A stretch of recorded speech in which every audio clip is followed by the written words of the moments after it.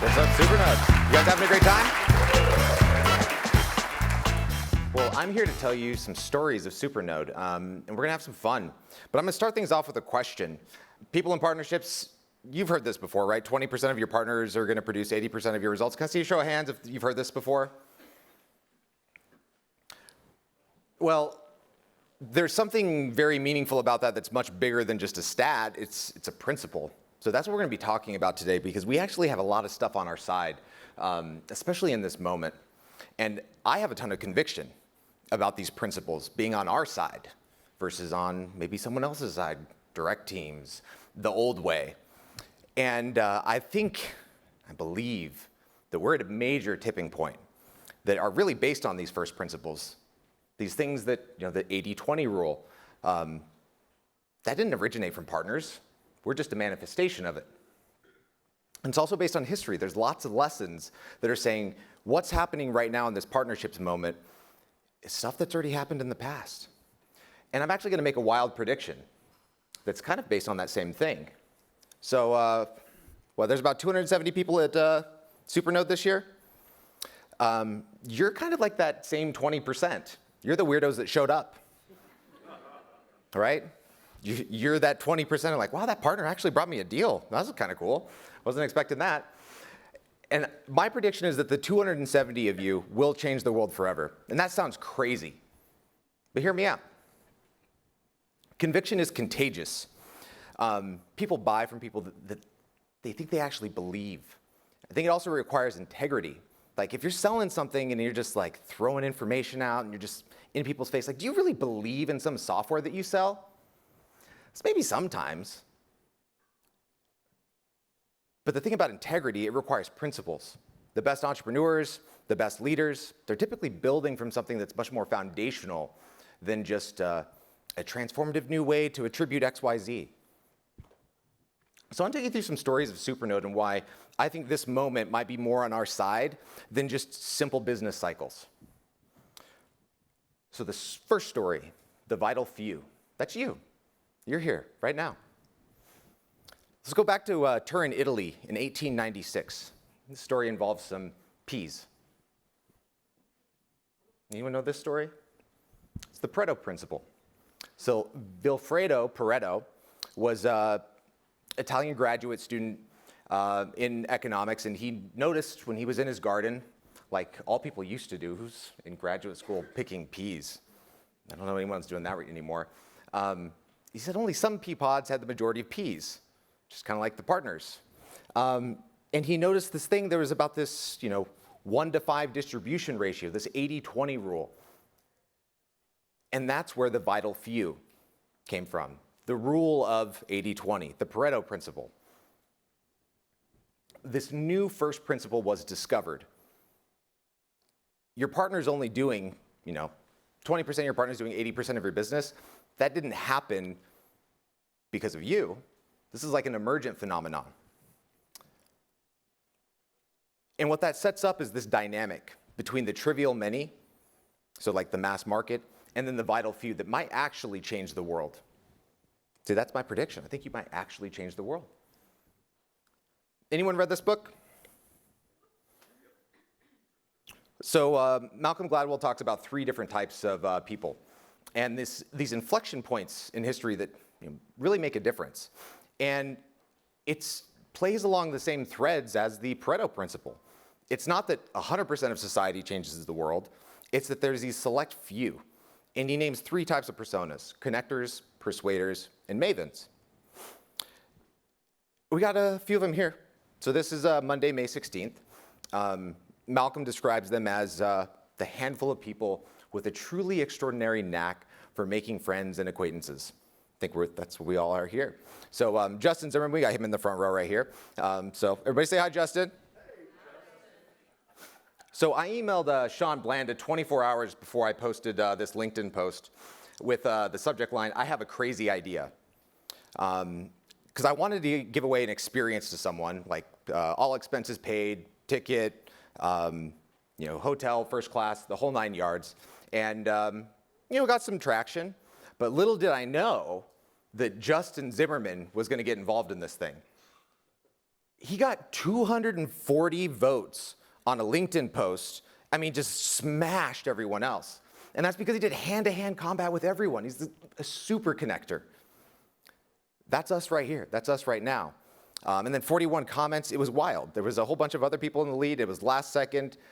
That's us. That's what we do. We go out and we make these connections. And then we got persuaders. Sunir Shah. He certainly tried to persuade me a few times. He's probably tried to persuade a few of you. Persuaders are larger than life and can make others feel good with their high spirits, right? Sunir's always happy. And then we have mavens, like our media, our voice, our information, the specialists, the people we really rely on to connect with new information. And they're almost pathologically helpful. So we got Mr. Sean Blanda here. Let's give it up for Sean and Olivia and the Crossbeam team. And Alan Adler, of course, my friend. And then Ella right here, who's running the Partnerhacker Daily. If you're not subscribed yet, definitely do so. So we're bringing all of this information together and evangelizing, proselytizing, you name it. So these three things coming together, I was thinking, if we're at this really important inflection point in our history, and that partnerships moment, and we're at this Supernode conference, what's tying all these three things together? To me, I think I've learned something different at this conference. So this is last night. You can see Adam right there. Shout out Adam. Congrats, partnered, at the Le Meridian. Y'all are different. Because I think everyone here is all three. That's the difference between partner people and other people. We're not just persuading to persuade, right? We're connecting. We're doing things based on trust. And then we're sharing information. That's a supernode. We all want to win together, not just at our own advantage, not at the cost or expense of someone else. So I think everyone here is a supernode. To me, that's a really exciting moment for everyone to come together and to realize their participation in the very thing that's unfolding in front of us. And it just so happens to be what the world wants. Isn't it strange that there's all this talk of ecosystem and business and partner, and yet sustainability in the environment? There's these macro trends everywhere. The world wants this. Where is it going to start in the business world? It's also what the world needs. Systems over time, they got to become more stable. They have to become more resilient, adaptable. There's plenty of change happening right now. I made the mistake of creating part of this presentation this morning with CNBC on. Horrible idea. Horrible idea. I actually was taking screenshots with my phone. I was like, I should put that in there to describe how bad it is. And I deleted all of them. I'm like, that's a horrible idea. But I think where we go from here, it's actually a much better place. So that's the first story. It's the story of you all. But let's set some context on why this might be way, way bigger than us, and why I might make a wild prediction that the 20% of y'all that are here might actually go out and change the world. And that starts with history, a bit of a lesson. So don't worry about trying to break this apart. I'm going to go through this very, very quickly. There's this new emergence of basically new systems as they emerge define new eras. And ecosystems, it's not just a buzzword. Systems stack on top of systems. Has anyone read anything around systems thinking? It's an entirely new, I've been down this rabbit hole for a year now. And I have 30 pages of notes that make zero sense. So this is the first time I've tried to make them somewhat relatable. Because it's amazing how much these principles, just like the Pareto principle, really govern the world around us, and why partnerships work and are having a moment. So these are 4 systems. If any of these 4 things are not stable, you don't exist, period. Period. So what starts to happen is each system gets more stable, they can start to exchange things like energy, matter, and transfer things between more efficient ways of doing things and less efficient. And as this happens, things become more resilient, more interconnected, more complex. So the universe itself went through these 4 eras. In the inflation era, there was like no space. Kind of hard for you to exist if there's no space. Kind of hard for anything to exist whenever particles of all different types are being ripped apart, even at the subatomic and quantum level. And then finally there was this structure area where everything came together. And that's what led us to the planet that we live on right now. A geological system. But it was pretty much just matter until what stabilized? Well, we entered into the Precambrian super eon. Ooh, what does that mean? That means it just wasn't very exciting for about 4 billion years. So we got things like water. Why is water interesting? Stable. That means the temperature is within this certain range, right? Liquid. You know how rare liquid is in the universe? Extremely rare. Literally, it's like front page news, even though media typically only likes to run really scary stories. But it's like, oh, well, there might be liquid water on the planet, right? Big deal. And then you have the Archean area. All of a sudden, there's organisms. And then all of a sudden, there's some specialization. And a new system was born. It's the biological ecosystem. Interesting. So sources became resources. I was joking earlier about this topic. Who here's measured on sourced revenue? Interesting. That seems like a very extracting way to do things, doesn't it? Right? Sources versus resources, renewable resources. In an ecosystem, sources become resources. There's an exchange where it isn't zero sum. And I was going to put the GIF from Jurassic Park, life finds a way, right? Somehow this emergent property allows for things to thrive just a little bit more. But this efficiency compounded really, really quickly, bringing us to our kind of modern time. So much so that it compounded and it compounded and it compounded again. And now we're living in a controversial Anthropocene. Anyone heard that phrase before, Anthropocene? What that basically means is that in our geological system and then in our biological system, the number one force on this planet is us. So we just went through a 13.8 billion year history lesson, and the most important thing is us. Wow. And all those systems are stacked on top of each other right now, by the way. But it's not just physics-based, it's not just biology-based, and it's, I think the thing that defines humans in a lot of ways, money, markets, trade, that's why we have jobs and we're not, digging around in the dirt. Systems stacked on top of systems. But it's no longer just commerce-based. There's this new way that things are happening where financial markets are collapsing. No one really trusts the way that they used to. Crypto, media, misinformation. We'll get into that a little bit more.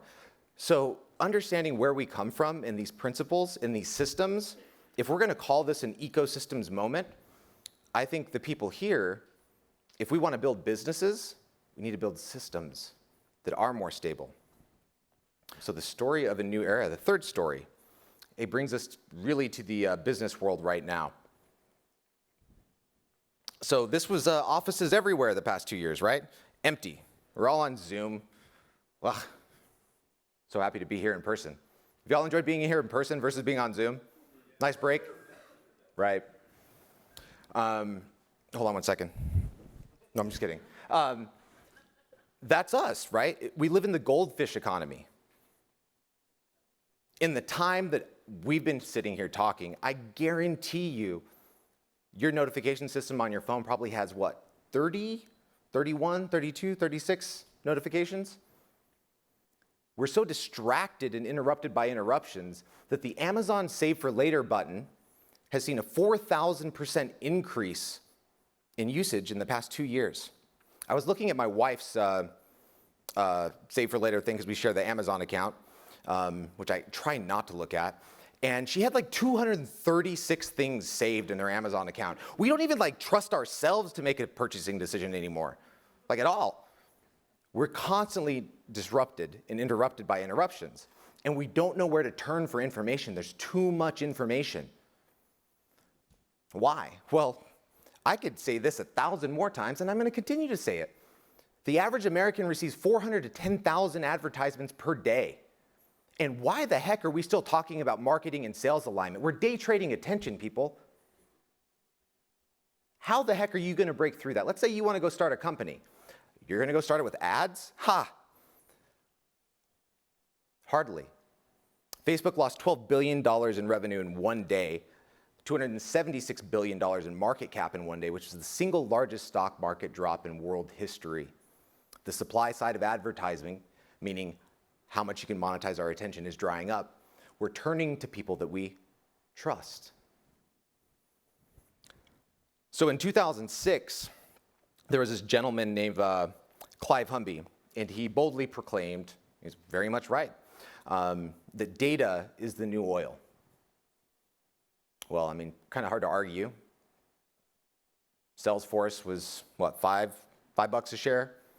Then got up to about $30 a share. Amazon was, what, around 25, and then up to 3,000. There was a lot of wealth created. There was a lot of money made off of data. There was a lot of money made off of us, off of our attention. But then, just like oil, it's not really an infinite resource, it's a source, right? So if we're going to be talking about how we build businesses better, I mean, I feel like oil, like, great, sure, we needed it, because I sure like having stuff. We didn't have oil in the first place, but things have to change, right? New systems have to be built on new systems. We can no longer monetize and tap that source. There's got to be a new way, because what ends up happening is what? Pollution. I mean, fast food, fast information. Is anyone trying to use Twitter right now? Like, I want to like it so much. I do use it, but like, gosh, it's fast food, right? Like, there's just too much noise all the time. Boom, boom, boom, boom. So we've polluted all the trust in the market. And I firmly believe that we're in this moment that is going to change the business landscape forever. And I firmly believe that now trust is the new data. With information overload and infinite choice, like, how do you recognize signal from noise? You do it because you turn to the people you trust. How does anyone decide where they're going on their next vacation? I can tell you how you used to decide. Not that long ago. You probably used to decide by looking at what? Online sites and reviews. Have you noticed recently how everything has a nice, perfect 4.7 star rating? It's that sweet spot where it's not 5 and it's not 4.2. Have you tried Googling anything lately? I'm not kidding. The first 15 responses are listicles that are SEO optimized for conversion rate. I'm calling bullshit, and so is the rest of the market. We don't buy it anymore. Data's not the valuable thing, it's this, it's the relationships. That's what's valuable. So I think we are in a new era, and it belongs on the time scale that I just showed you, that 13.8 billion year time scale. It's the era of partner ecosystems. The past two eras were precipitated by this rise of information and data. It's been used against us. And now, the currency, it's trust. So as I mentioned, I think we're at a big tipping point. Do you have conviction? Do you believe this wild prediction? Adam thinks he's going to change the world. His company just got acquired. There's 270 of you out here. And I think you're going to change the world forever. Because there's not business leaders out there right now thinking this way. There's some that they're responding to it, but it's a recession and then we're going to go back to doing the same thing. No, it's a new world. Partner ecosystems are more stable systems, just like biological systems are more stable systems. And the supernodes here today, it might just be the moment where we begin building a world where everyone can win together. Thank you very much, Supernode.